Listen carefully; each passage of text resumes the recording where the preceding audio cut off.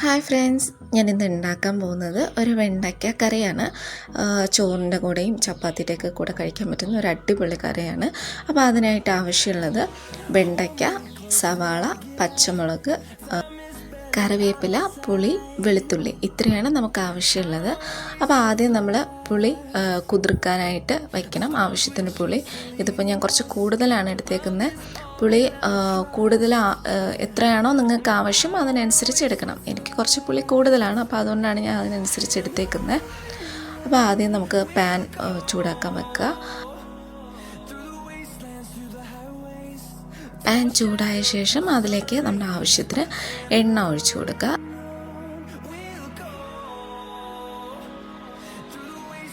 എണ്ണ ചൂടായ ശേഷം അതിലേക്ക് നമ്മൾ അരിഞ്ഞു വെച്ചേക്കുന്ന വെണ്ടയ്ക്ക ചേർത്ത് കൊടുക്കണം. ഞാനൊരു 6 മീഡിയം സൈസിലുള്ള വെണ്ടയ്ക്കാനായിട്ട് എടുത്തേക്കുന്നത്. അതിന് നീളത്തിൽ അരിഞ്ഞെടുക്കുക. അപ്പോൾ നമുക്ക് എത്രയാണോ കറി വേണ്ട അതിനനുസരിച്ചിട്ട് വെണ്ടയ്ക്ക കൂടുതലെടുത്താൽ മതി. പക്ഷേ അധികം ചേർക്കാതിരിക്കുന്നത് നല്ലത്. നമ്മുടെ ആവശ്യത്തിന് മാത്രം എടുക്കുക. അപ്പോൾ ഞാൻ 6 എണ്ണമാണ് ചേർത്തേക്കുന്നത്. അത്രയും ഒന്ന് എണ്ണയിലൊന്ന് മിക്സ് ചെയ്തതിന് ശേഷം അതിലേക്ക് ആവശ്യത്തിന് ഉപ്പും കൂടി ചേർത്ത് ഒന്ന് വഴട്ടിയെടുക്കുക. അതായത് ഒരു 2-3 മിനിറ്റ് നമ്മൾ ഒന്ന് വേവിച്ചെടുത്താൽ മതിയാവും. അതിൻ്റെ ഒരു കളറ് മാറി ഒന്ന് വാടി കിട്ടുന്നത് വരെ നമ്മളൊന്ന് വഴട്ടിയെടുക്കുക.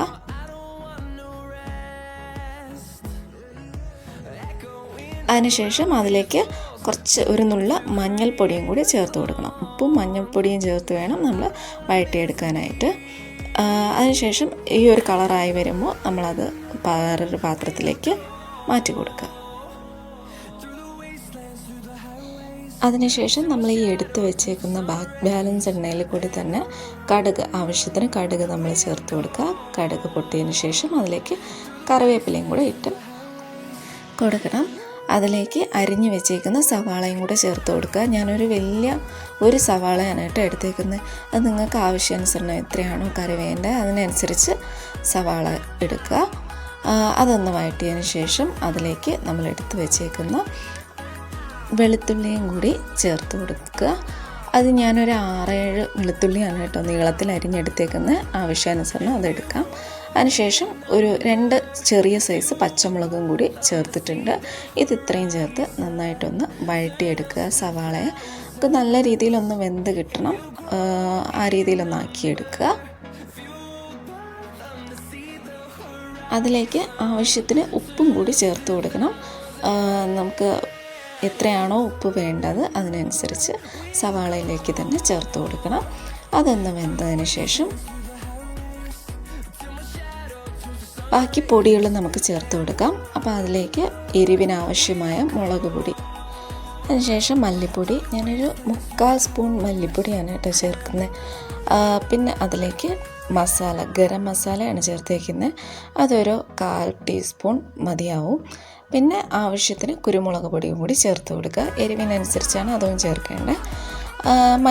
കുറച്ച് മഞ്ഞൾപ്പൊടിയും കൂടി ചേർത്ത് നന്നായിട്ട് മിക്സ് ചെയ്ത് അതിൻ്റെ ഒരു പച്ചമണം മാറുന്നത് വരെ നമ്മൾ മിക്സ് ചെയ്ത് കൊടുക്കുക. ഇനി ഇതിലേക്ക് നമ്മൾ നേരത്തെ കുതിർത്ത് വെച്ച പുളി ചേർത്ത് കൊടുക്കണം. പുളി ആവശ്യത്തിന് മാത്രം വേണം ചേർക്കാനായിട്ട്.